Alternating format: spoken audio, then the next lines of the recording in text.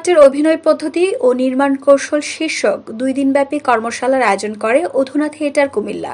শনিবার 18 জানুয়ারি বিকেলে কুমিল্লা জেলা পরিষদ অডিটোরিয়ামে সমাপনী অনুষ্ঠানে অধুনা থিয়েটারের সাবেক সভাপতি প্রফেসর মোহাম্মদ জামাল নাসিরের সভাপতিত্বে অতিথি হিসেবে ছিলেন চিকিৎসক, কবি ও সংস্কৃতিজন ডাক্তার তৃপ্তিশ চন্দ্র ঘোষ, সৃজনশীল সাংস্কৃতিক সংগঠক অধ্যক্ষ হাসান ইমাম মজুমদার ফটিক, তপন সেনগুপ্ত, অধুনা থিয়েটারের প্রতিষ্ঠাতা সভাপতি অ্যাডভোকেট শহীদুল হক স্বপন, কুমিল্লার সাংস্কৃতিক জোটের সাবেক সাধারণ সম্পাদক অধ্যাপক মোহাম্মদ মাসুম মজুমদার, অধুনা থিয়েটারের সাবেক সভাপতি অ্যাডভোকেট নাজনীন কাজল।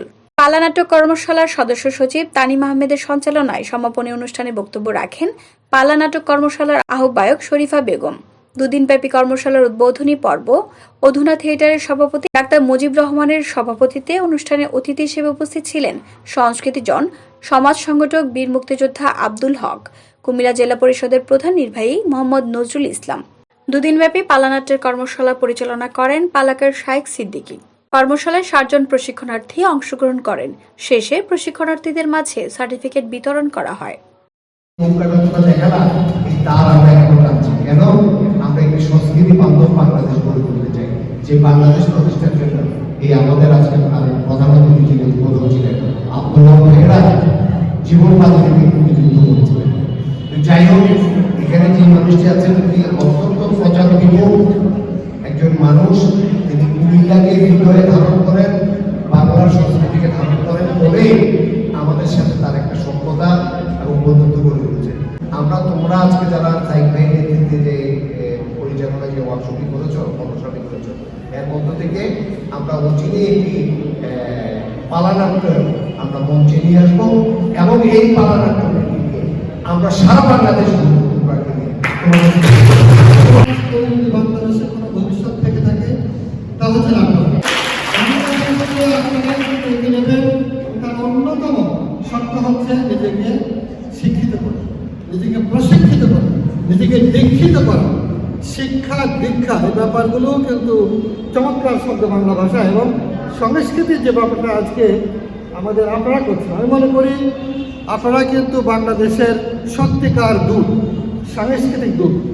অপসংস্কৃতি ভরে গেছে গোটা দেশ। অপরাধীরা, অন্যায়কারীরা, অবিচারকারীরা সর্বত্র আসনে বসে আছে। তাদেরকে উপড়ে ফেলার জন্য সাংস্কৃতিক শক্তি সাংঘাতিক। আমি যখন মুহূর্তে আপনাদের এই যে শুনছিলাম পালাগান, এটা আমার শরীরে বিদ্যুতায়িত হচ্ছিল। এর চেয়ে বড় শক্তিশালী মাধ্যম পৃথিবীতে আর কিছু আছে বলে আমার মনে হয়। আমরা যদি তরুণরা, আপনারা যারা রাজনীতি করতে চান, দেশকে পাল্টাতে চান, বাংলাদেশকে নতুন করে বিশ্ব মঞ্চে আসন করতে চান, তারা কিন্তু মানুষের কাছে যেতে হবে।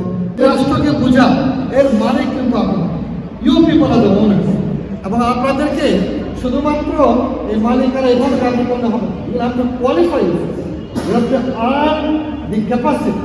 সেটা হচ্ছে শিক্ষা, দীক্ষা। দীক্ষা কেন বললাম? শিক্ষা মানে সার্টিফিকেট শিক্ষা যা আমরা দিচ্ছি স্কুল, কলেজে, মাদ্রাসায় ডিগ্রি, রং পেপার চেঞ্জ, এর মধ্যে কোনো ভেবে নাই। দুনিয়া এটা চায় না। পৃথিবী চাহিছে কি? হৃদয়। পৃথিবী চাহিছে দক্ষতা। পৃথিবী চাহিছে মানুষ, এবং সেখানে কিন্তু সম্পূর্ণ মানুষ হওয়ার জন্য সবটা দরকার। কৃষি জানতে হবে, উৎপাদন জানতে হবে, আমাদের যে দক্ষতা থাকতে হবে কোথায় কাজে, সার্টিফিকেট হবে না, তার সাথে সাংস্কৃতিক মেক বাংলাদেশে এমন একটা কান্ট্রি করেন যারা পৃথিবীতে মাথা উঁচু করে দাঁড়াবে। সেই জন্য কিন্তু দরকার হচ্ছে জ্ঞান অর্জন, পরিশ্রম, সততা, নিষ্ঠা, আদর্শ, শিল্প, সংস্কৃতি।